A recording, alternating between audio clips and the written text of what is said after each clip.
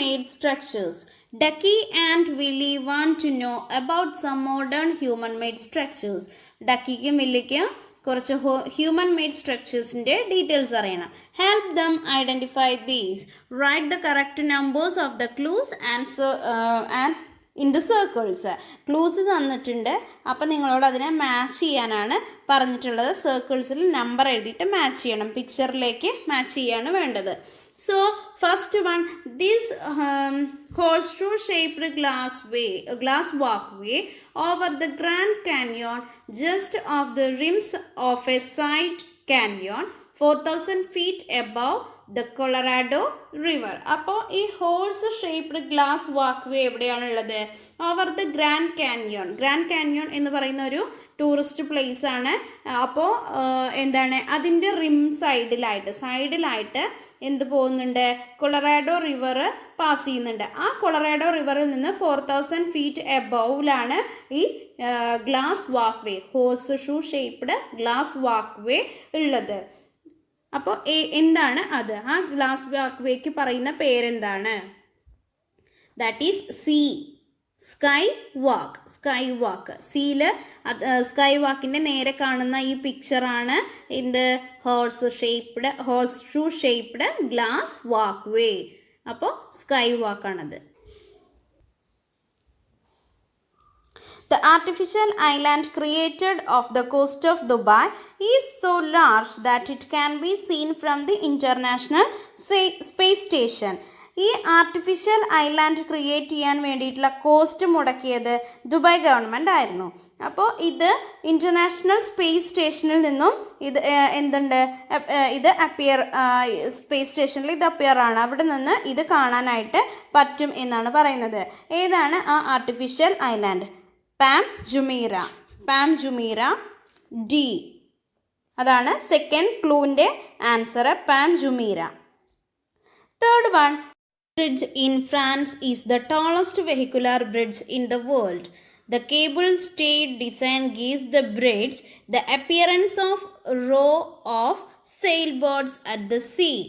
അതായത് ഈ ബ്രിഡ്ജ് എന്ന് പറയുന്നത് ഏറ്റവും ടോളസ്റ്റ് ആയിട്ടുള്ള ബ്രിഡ്ജാണ്, വെഹിക്കുലർ ബ്രിഡ്ജാണ്. വെഹിക്കിൾസിന് പാസ് ചെയ്യാൻ പറ്റുന്ന ഏറ്റവും ടോളസ്റ്റ് ബ്രിഡ്ജ് ആണ്. ഫ്രാൻസിലാണ് ഇതുള്ളത്. അപ്പോൾ എന്താ പറയുന്നത്, ഇതിനെ ഡിസൈൻ ചെയ്തിട്ടുള്ളത് കണ്ടാൽ സെയിൽ ബോട്ട്, അതായത് സെയിൽ ബോട്ടിൻ്റെ ഒരു ഷേപ്പിലാണ് ഈ ബ്രിഡ്ജിനെ ഡിസൈൻ ചെയ്തിട്ടുള്ളത്. ഫ്രാൻസിലുള്ള ഏറ്റവും ടോളസ്റ്റ് വെഹിക്കുലർ ബ്രിഡ്ജും കൂടെയാണ് ഇത് എന്നാണ് പറയുന്നത്. Which is that? Millau Viaduct എന്നാണ് ഈ ബ്രിഡ്ജിൻ്റെ പേര്.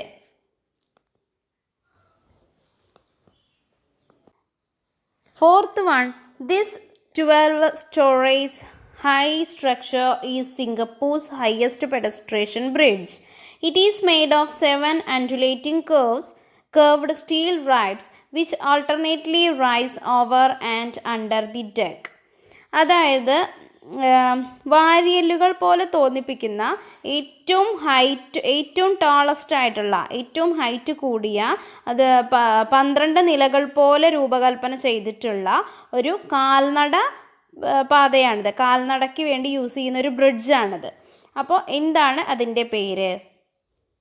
The answer is Henderson waves. ഈ ഹെൻഡേഴ്സൺ വേവ്സ് എന്ന് പറയുന്നത് വാരിയല്ലുകളുടെ പോലെ, അതായത് സ്റ്റീലുകളൊക്കെ യൂസ് ചെയ്തിട്ട് വാരിയല്ലിൻ്റെ പോലെയാണ് ഈ ബ്രിഡ്ജ് രൂപകൽപ്പന ചെയ്തിട്ടുള്ളത്. ആ പിക്ചർ നോക്കി നോക്കൂ, അത് വാരിയല്ല് പോലെ തോന്നിപ്പിക്കുന്ന രീതിയിലാണ്. അതുപോലെ 12 കർവുകളാണ് അതിൽ വരുന്നത്. അതായത് താഴേക്കും മുകളിലേക്കും ഉയർന്നും താഴ്ന്നും വരുന്ന 12 കർവുകളാണ് വരുന്നത്. ഏറ്റവും ഉയരം കൂടിയ കാൽനട പാതയായിട്ടാണ് ഇതിനെ അറിയപ്പെടുന്നത്.